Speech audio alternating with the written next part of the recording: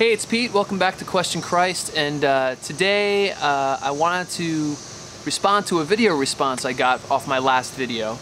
There's a gentleman by the name of Agent of Doubt, or that's what he goes by. Hi, Agent of Doubt. How you doing? He had some criticism of some of the things I said, and I just want to respond to those. If you want to see the full video that we're talking about, please check out the link wherever it is and check it out. But for those who just want the gist of it, basically the video is about a gentleman by the name of Harold Camping, who says that on May 21st of 2011, just a few short weeks from now, Judgment Day is going down. Jesus is coming back, you know, the rapture, the whole deal. And I was just trying to show that I saw that as biblically inaccurate and gave my reasons. And, you know, Agent of Doubt had some issues with what I had to say. So let's get into a few of these.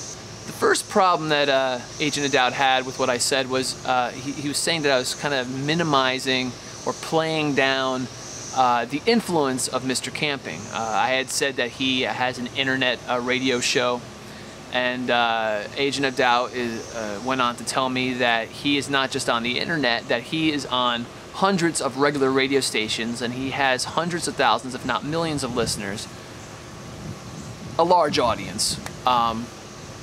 And also with all the billboards that he is putting up that are all over the place. We actually had someone from Canada respond on the last video saying they even saw it in their country. So it's obviously an international movement. There's a lot of money being put into it.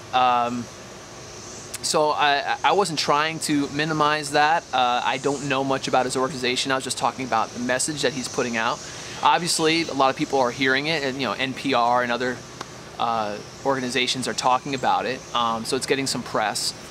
So by no means was I trying to say that Mr. Camping is some guy who lives in his mom's house in the basement, who goes on the internet and has 2 people listening to him. I wasn't saying that at all. But anyway, I'm sorry if I was minimizing it. I wasn't trying to, and I don't contest anything you're saying. So let's move on to the next thing. I had said that the people who are following Mr. Camping, even though I think they're biblically inaccurate with what the date is, I believe that they are probably more prepared for the Judgment Day than most people because they've been focusing on it.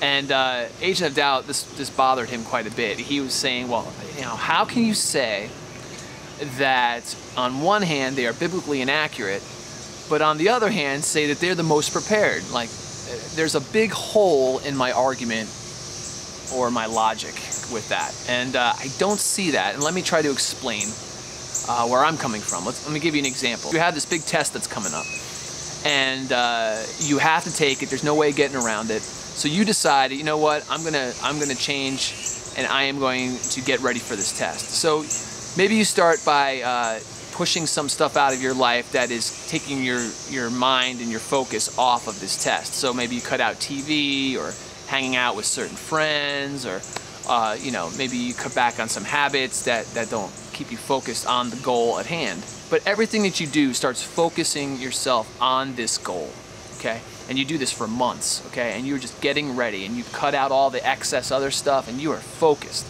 So the day comes for that test, you get the information off the test website, you get there, and the guy at the testing center says, sorry, but the test date is actually not for another 2 weeks. There was an error on the website. And so while you're disappointed, clearly you'd be disappointed, you're not any less prepared to take that test, right?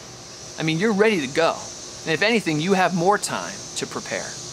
And that's what I'm seeing with some of the followers from Mr. Camping. I've heard stories, and what's happening is people are taking their minds off the distractions of this life, which is, you know, going for status, going for material wealth, and comfort, and starting to focus on what does God want me to do with the rest of my life. I think that is why I'm saying that their focus is on better things now. The last thing I want to say about Agent of Doubt's video is I've been on YouTube for maybe about, I don't know, 3.5, 4 years, and I've been called a lot of things, okay? He called me something. He wins. You win, Agent of Doubt, with the nickname, and I love this nickname. He calls me a Dark Lord apologist. I mean, how awesome. I feel like I should have a lightsaber or something, you know. That is awesome. The Dark Lord Apologist. It's awesome.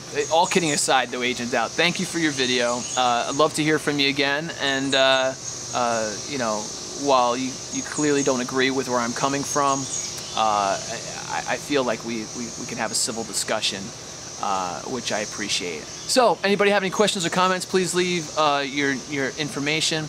I do want to tell you that in the next coming few videos, things are going to get a little crazy. It's going to be kind of controversial what I'm going to be talking about. So hang tight with that. I'm not going to do it till I'm totally ready, but I want to respond to some of the comments that I got from some of you on the last video, and I think you'll be surprised in how I answer them. So, hope you guys are having a good beginning to your summer, and talk to you soon. Peace.